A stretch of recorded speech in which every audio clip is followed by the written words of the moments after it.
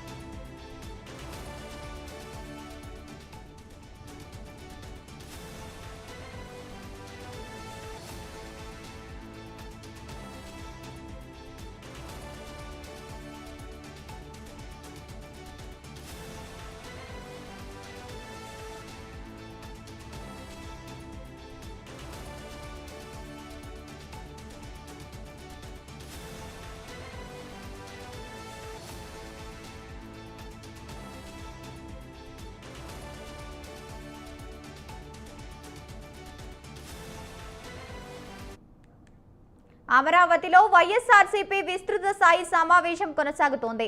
ఆ పార్టీ అధినేత జగన్ అధ్యక్షతన నేతలు భేటీ అయ్యారు. ఈ సమావేశంలో పార్టీ ఎమ్మెల్యేలు, ఎమ్మెల్సీలు, పార్లమెంటు, అసెంబ్లీ నియోజకవర్గాల సమన్వయకర్తలు, పార్లమెంటు నియోజకవర్గాల పరిశీలకులు, జిల్లా పార్టీ అధ్యక్షులతో పాటు పార్టీ రీజనల్ కోఆర్డినేటర్లు పాల్గొన్నారు. కూటమి ఏడాది పాలన వైఫల్యాలతో పాటు ఎన్నికల్లో ఇచ్చిన హామీలు ఎగ్గొట్టిన తీరుపై చర్చలు జరుపుతున్నారు. ప్రతిపక్ష వైసీపీ నేతలు, నాయకులు, కార్యకర్తలే లక్ష్యంగా సాగుతున్న కుట్రలు, దాడులపైన చర్చిస్తున్నట్లు నేతలు, ముఖ్యంగా ప్రభుత్వం సూపర్ 6 హామీలు ఎగ్గొట్టిన తీరును ప్రజల్లోకి బలంగా తీసుకుపోవాలని, ప్రభుత్వ వైఫల్యాలను ప్రజల్లో ఎండగట్టాలని వైఎస్ఆర్సీపీ భావిస్తోంది.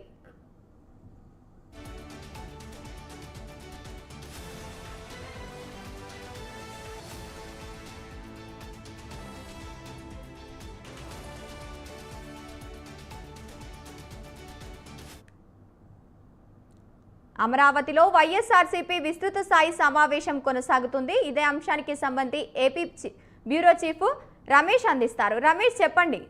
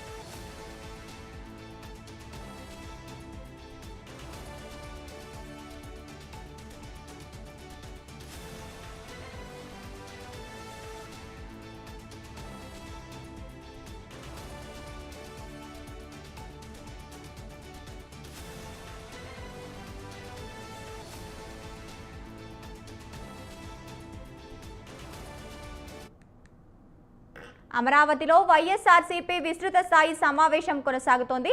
రైట్, ఇక ఇదే అంశానికి సంబంధించి AP bureau chief Ramesh phone in ద్వారా అందిస్తారు. రమేష్, చెప్పండి.